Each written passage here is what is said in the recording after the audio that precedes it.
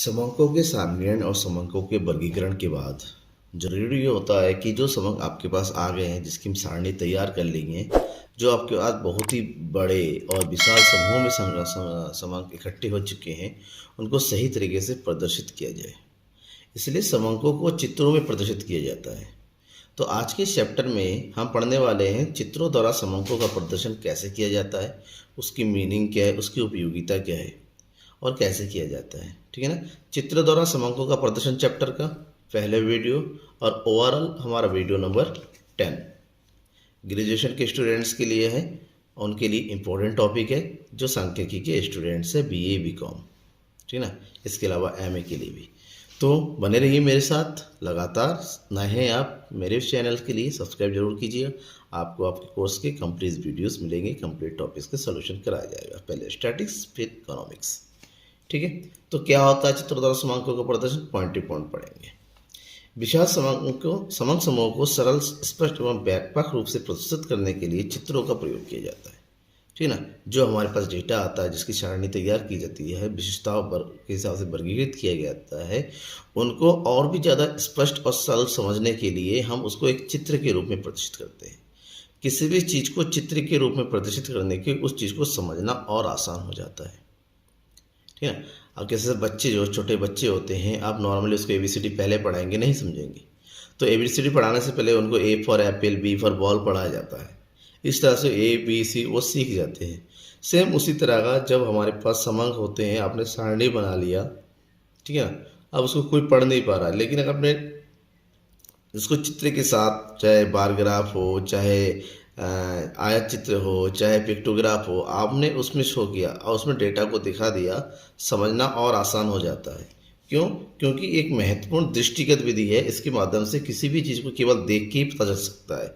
उनके आंकड़ों का अध्ययन हम केवल दृष्टि के द्वारा, यानी कि देख कर विजुअल वे में कर सकते हैं। इसमें आंकड़ों को चित्र में प्रदर्शन किया जाता है, मतलब चित्रों के साथ प्रदर्शित किया जाता है। समझ में आ गया?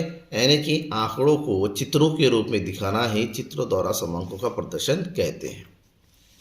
अब सबसे बड़ी चीज, आंकड़ों में के चित्रमय निरूपण के उपयोगिता क्या क्या है। क्या उपयोगिता है कि हम इसको चित्र के रूप में दिखाते हैं। सबसे पहले आकर्षक एवं प्रभावी होता है।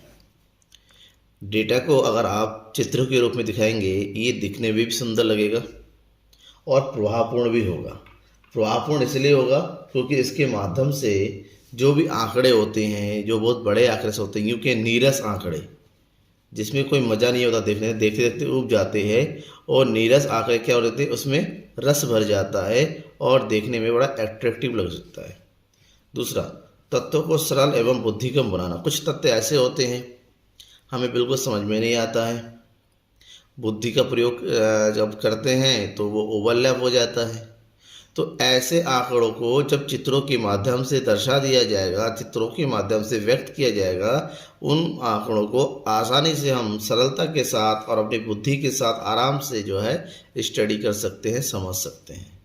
तुलना में सहायक, चित्रों के माध्यम से हम अलग अलग प्रकार के आंकड़ों को तुलना कर सकते हैं। एक समय के आंकड़े को दूसरे समय के आंकड़े के साथ भी तुलना कर सकते हैं, और तुलना में ये बिल्कुल आसान हो जाता है। समय और श्रम की बचत। चित्र, क्योंकि बहुत बड़े आंकड़ों को एक छोटे से चित्र में प्रदर्शित कर दिया जाता है, तो उसको समझने में, रखने में कागज कलम का कम व्यय होता है, यानी कि यहाँ पर बचत होती है। व्यापक उपयोगिता। चित्रों को समझने के लिए बहुत बड़ी विशेषज्ञता नहीं चाहिए होती है, इसको तो कोई व्यक्ति समझ सकता है। ऐसे में इन चित्रों के द्वारा समंकों का जो प्रदर्शन होता है वो आसानी से कोई भी प्रयोग कर सकता है। इसलिए कहते हैं समंकों के चित्र प्रदर्शन की विधि का व्यापक प्रयोग होता है। आर्थिक, व्यापारिक, शासकीय, सामाजिक तथा अन्य सेवा में चित्रों द्वारा समंकों के प्रदर्शन का प्रचलन धीरे धीरे बढ़ता चला जा रहा है। नेक्स्ट है अधिक जानकारी देना। एक चित्र हमेशा सारणीबद्ध समंकों से अधिक जानकारी प्रदर्शित करता है। सारणी वर्गीकृत करता है, जबकि यहाँ पर चित्र जो है किसी चीज को समझने का जरिया देता है। वो समंकों में विद्यमान प्रवृत्ति, यानी कि ट्रेंड, किस प्रकार प्रवृत्ति में परिवर्तन होता है, ये भी बताता है। लेकिन यह जानकारी समंक सारणी में भी निहित होती है, परंतु उसको समझने में दिक्कत होती है। यानी कि चित्रों में हमें उसकी प्रवृत्ति के बारे में जानकारी सही मिलती है। तो ये तो हो गया इसकी उपयोगिता है। अब एक कोई भी चीज़ उपयोगिता होती है, लेकिन उसकी कुछ लिमिटेशन जरूरी होती है। हमें पढ़ना है चित्रमय निरूपण की परिसीमाएं, कौन कौन सी लिमिटेशंस है। सबसे पहले विशेषज्ञों के लिए सीमित उपयोगिता।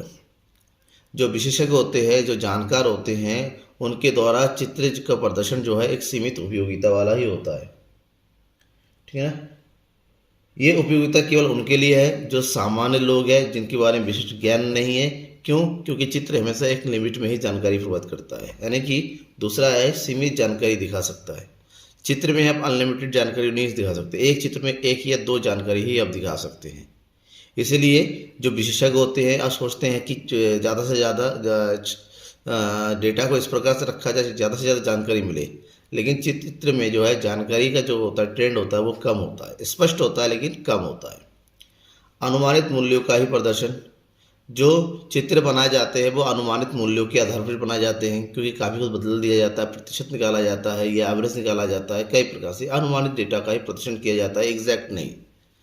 विभिन्न रूप उस मूल्यों का सूक्ष्म अंतर प्रदर्शित करना संभव। चित्र इसमें जो है अगर दो डेटा के बीच में अगर अंतर को दर्शाएं, अगर अंतर बहुत ज़्यादा है तो उसको चित्रों में नहीं बता सकते आप, ठीक है ना। यानी कि चित्र में व्यक्त को किया सकते हैं, लेकिन अगर अंतर आ जाता है, अंतरों को आसानी से उसमें दर्शा नहीं सकते। समांकों के सीमित गुणों को ही प्रदर्शित किया जा सकता है। सीमित गुणों को मतलब एक या दो गुण को ही एक बार में प्रदर्शित किया जाता है। उससे ज़्यादा गुणों वाले समांक है तो उसको चित्र में प्रदर्शित करना आसान नहीं होता है। अब बात करते हैं ऐसे कौन कौन से नियम है जो एक चित्र बनाते के समय, यानी कि डेटा को चित्र के रूप में, ठीक है ना, डायग्राम के रूप में रिप्रेजेंट करने में ध्यान रखने चाहिए। ध्यान रखने योग्य बातें कि सबसे पहला, जो भी चित्र हम बनाने जा रहे हैं वो आकर्षक और स्वच्छ होना चाहिए, सरल होना चाहिए, समझने लायक होना चाहिए, देखने लायक भी होना चाहिए। नंबर 2, ज्यामितीय आकृतियों की माप बिल्कुल शुद्ध एवं अनुपात के हिसाब से करना चाहिए, क्योंकि चित्र ज्योमेट्रिकल आकृति है तो यहाँ पर जो भी हम बना रहे हैं माप ले रहे हैं, क्योंकि चित्र जो बनाया जाता है ग्राफ में और ग्राफ पेपर में एक्स और वाई के बीच की माप का लेना जरूरी है। तो जो भी माप ले रहे हैं उसका शुद्ध होना जरूरी है, क्योंकि उसके बिना जो चित्र बना सकते हैं आपकी गलत रिजल्ट दे सकता है, ठीक है ना। एक एक्स एक्सिस पे कौन सी यूनिट लेनी है, वाई एक्सिस में कौन सी यूनिट लेनी है, इसके बारे में पहले ही स्पष्ट नियम होने चाहिए। चित्र का आकार कागज के अनुसार होना चाहिए, जिस कागज में आप दिखा दे रहे हैं उतना ही चित्र उसी के अनुसार होना चाहिए। ये नहीं कि कागज से बड़ा चित्र हो गया। एक चित्र को हम कोशिश करते हैं एक ही पेज में, कागज के एक ही पेज में उसको प्रदर्शित कर दिया जाए।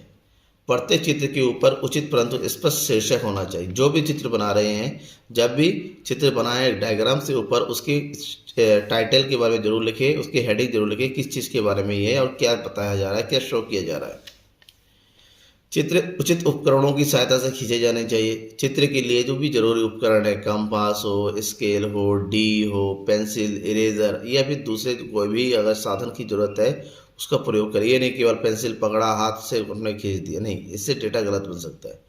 उचित उपकरण चाहिए। जो ज्योमेट्रिकल इंस्ट्रूमेंट्स होता है उनका प्रयोग करना है। ग्राफ पेपर का प्रयोग करना है। उपयुक्त रंगों चित्रों का प्रयोग। चित्रों के लिए अलग अलग अगर बार बना रहे हैं, अलग अलग बार के लिए अलग डिज़ाइन, अलग अलग रंगों का प्रयोग कर सकते हैं। जरूरी है ताकि विभिन्नता और सुंदरता बढ़ जाए, साथ ही साथ समझने की जो है उसके अंदर तत्परता है वो भी बढ़ जाए। मितव्ययी होनी चाहिए। जो भी चित्र बना रहे हैं वो कम खर्चीला होना चाहिए। मितव्ययिता होना बहुत ज़रूरी है चित्रों के बीच में, क्योंकि चित्र जो है कम समय में ज़्यादा जानकारी देता है। ऐसे में हमेशा ये शीघ्रता और सरलता समझा जा सके, ठीक है ना। तो इस बात की बात करता है कि चित्र हमेशा श्रेष्ठता की कसौटी पर खड़ा उतरे। चित्र बनाने में जो साधन और शक्ति चाहिए होती है वो भी कम से कम खर्च हो, ठीक है।